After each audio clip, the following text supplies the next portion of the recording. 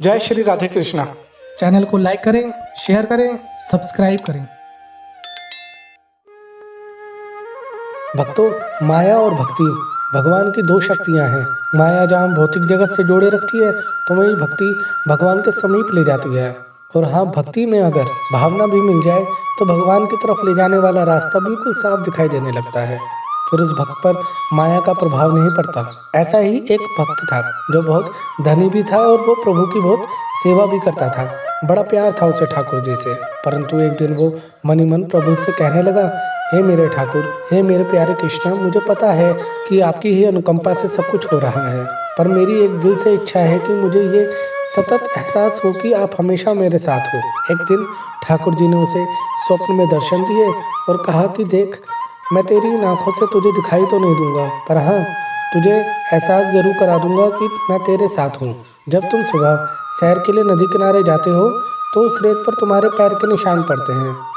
जब वो चार दिखाई देने लग जाएं तो समझ जाना कि मैं तुम्हारे साथ साथ चल रहा हूँ। अब ऐसा ही होने लगा। उसे अपने पैरों के साथ साथ भगवान के पैरों के भी निशान दिखाई देने लग गए। अब वो भगवान का रोज शुक्रिया करता और उनकी महिमा गाता। पर कहते हैं ना कि समय एक जैसा नहीं रहता। और सच कहूँ तो जिंदगी का दूसरा नाम ही उतार चढ़ाव है। दिन अच्छे हैं तो खराब भी आएंगे। अब उसे व्यापार में नुकसान होने लगा। धीरे धीरे उसका सारा धन खत्म होने लगा। जैसा कि सब जानते हैं कि जब बुरा समय आता है तो अधिकतर रिश्तेदार, सहयोगी, परिवार वाले सब मुंह मोड़ लेते हैं, कोई साथ नहीं देता। पर उस भक्त को इन सब की कोई चिंता नहीं थी। उसका मुंह उस धन में बिल्कुल भी नहीं था। वो तो जानता था कि मेरे प्रभु, मेरे ठाकुर मेरे साथ हैं। पर जब वो अगले दिन सैर पर गया तो उसे सिर्फ अपने पैरों के चरण चिन्ह दिखाई दिए। और ये देखकर उस पर तो जैसे पहाड़ सा टूट पड़ा।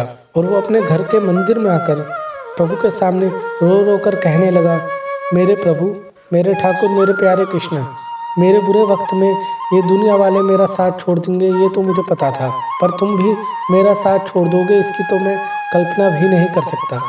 मैं तो आपके बिना जी ही नहीं सकता। और ये पश्चाताप, ये मलाल उसका धीरे धीरे बढ़ता रहा। अब जब भी वो सैर पर जाता तो उसे सिर्फ दो ही पैरों के निशान दिखाई देते।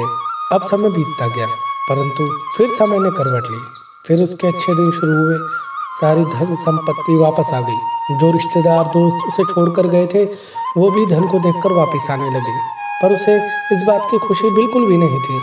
वो तो बस यही सोचता कि आखिर मेरे से क्या गलती हो गई जो प्रभु आप मुझे छोड़कर चले गए। आज वो फिर सैर पर गया और चार चरण चिन्ह देखकर उसके आश्चर्य की सीमा का कोई ठिकाना न रहा।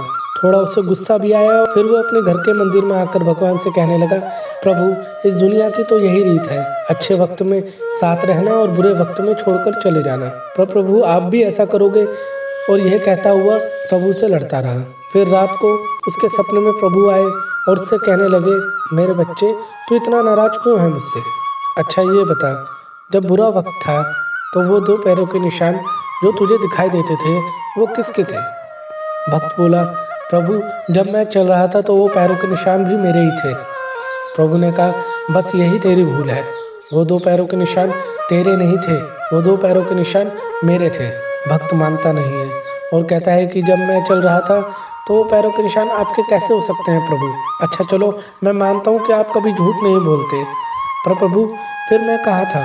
प्रभु इसकी बात सुनते हैं और मुस्कुराते हुए कहते हैं, तू मेरी गोद में था, तो फिर तुम्हारे पैरों के निशान कैसे आते? और जब तुम चलने लायक हो गए हो तो मैंने तुम्हें अपनी गोद से उतार दिया है, इसलिए तुम्हें चार पैरों के निशान फिर से दिखाई देने लग गए हैं। भक्त यह सुनकर ठाकुर जी के चरणों में लेट गया। यही है हमारे ठाकुर जी का अपने भक्तों से प्यार, जो अपने भक्तों को कभी अकेला नहीं छोड़ते। हमारे ठाकुर जी की लीला भी अपरंपार है। जय श्री राधे कृष्णा।